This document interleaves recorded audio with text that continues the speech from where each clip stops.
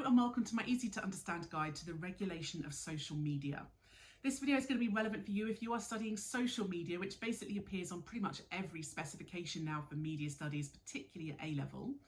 But it's going to be really relevant for you if you are studying CIE Media Studies A-level, as regulation is one of the optional topics on the Component 2 paper. In this video, I'm going to be focusing on the UK and social media regulation, although I appreciate if you're living in another country, the regulations may indeed be different. In the UK, we have a lot of regulatory boards that control different elements of our media. For example, the BBFC regulates the film industry in the UK, gives age certificates to different films. Ofcom regulates the TV industry and broadcast TV in the UK, and the Advertising Standards Authority regulates the advertising industry. However, up until very recently in the UK, there has been absolutely no regulatory body in charge of social media. And this means that social media up until very recently has been self-regulated. That means that companies like Facebook, Twitter, TikTok, etc., they regulate themselves. They have their own rules about what you can and can't post, and they deal with anyone that breaks those rules themselves. You can have a look on a lot of social media sites for their own rules about what you can and can't post, but there's often rules about things like not posting about drugs, not posting anything graphically violent, not posting nudity, for example. But they all have some kind of quite quirky rules as well. And they have basically three methods of trying to control this content.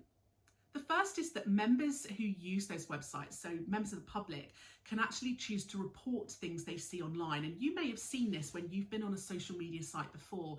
You can actually choose to report something. It's completely anonymous, so they will never know that it's you reported them. If you're reporting a friend, for example, for something they've posted, they don't get told who reported them. They simply get told that it was reported, their content or their post was reported. And then that report tends to go somewhere else. Often it will go through an algorithmic moderation process first. So that is where computer coding is used to check the report that you've made. Algorithms can also be programmed to check content themselves. So for example, algorithms can kind of trawl through billions of posts and automatically see if there is content that might break the rules. And there's also human moderation, and that is where actual human people will check through content as well. And social media sites tend to use that combination of those three methods. So audience or user reports, algorithmic moderation, and human moderation. And that is because on their own, each of those three methods isn't reliable. The only way it can be a little bit more reliable is to combine those three techniques. One of the major issues with trying to control or regulate content on social media is that there's so much of it. Billions and billions of users using these sites, making billions, if not trillions of posts every single day. And another issue is that these social media sites are used globally. So for example, something like Facebook doesn't just operate in the UK, it's an American site, but it operates all over the world, and different countries have different laws. Different countries have different cultures, and different cultures have different expectations about what is and isn't okay. So actually it's really difficult to be able to come up with a kind of universal rules about what can and can't be on social media, and to try and enforce those rules is even harder. So we're going to go through those three methods and have a look at some of the strengths and weaknesses. If we start with user reports, so that is where general people that are using the website or the social media platform are actually reporting the content themselves. First of all, that relies on the member of the public, the person using the site, actually knowing that the content is bad. If you know something is racist and you choose to report it, great.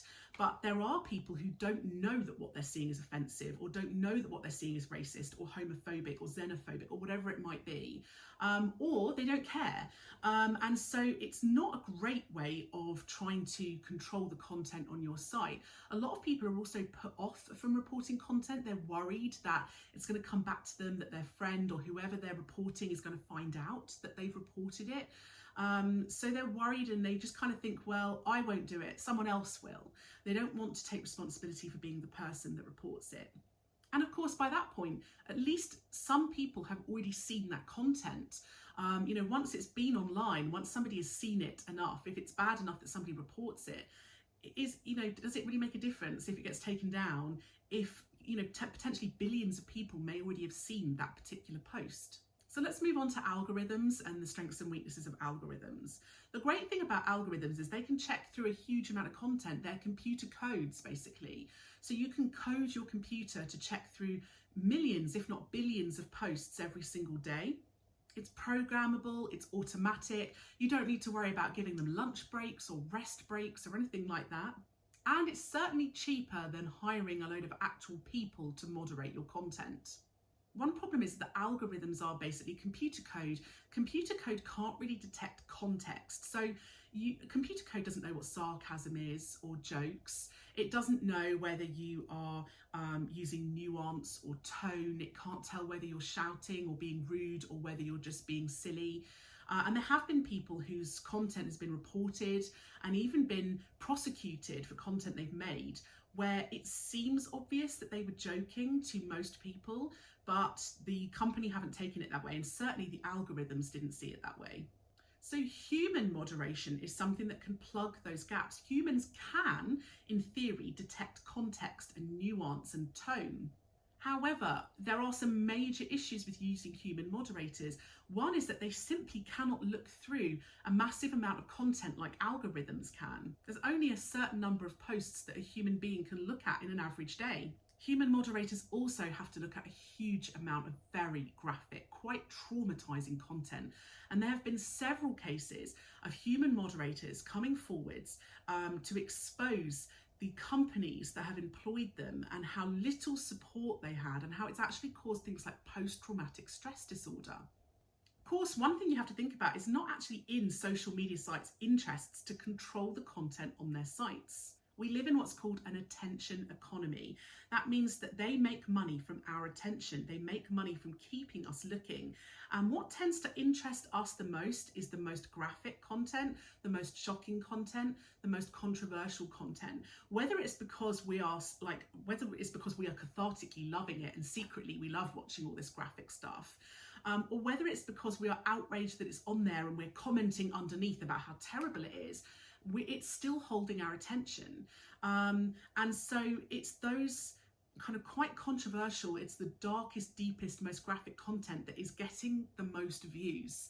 And so actually social media sites probably have a bit of an invested interest in leaving that content on their site. So social media companies have their own sanctions that they can apply if people break these rules and upload things they're not supposed to. So for example, on some sites, they put content warnings on posts. And that means that you as a user are given some kind of warning about what you are about to see. They can also choose to visually censor material as well. So you might have seen posts where it's kind of blurred out and then you get to choose whether you want to see it. Often, despite the fact that they give content warnings, people will watch a video anyway. If we see a picture has been blurred out, often your automatic reaction is to click on it to see it. Of course, they can remove posts completely and take them down so that no one can see them. And they can also issue bans, and that can be a temporary ban where you go to kind of Facebook or Twitter jail for like a week or 2 weeks. And they can also permanently ban users as well if they repeatedly break the rules and guidelines. Another issue is that you may have heard about this phrase, a digital footprint. Anything that goes online, even when deleted, it still leaves a trace and often can be found anyway. If you ban a user, it doesn't necessarily mean that's permanent. Several people, for example, Donald Trump, Andrew Tate, Marjorie Taylor Greene, they've all been banned permanently from Twitter in the past and then were reinstated later on when Elon Musk took over Twitter, which is now X. So even permanent bans can be reversed if the social media company wants to.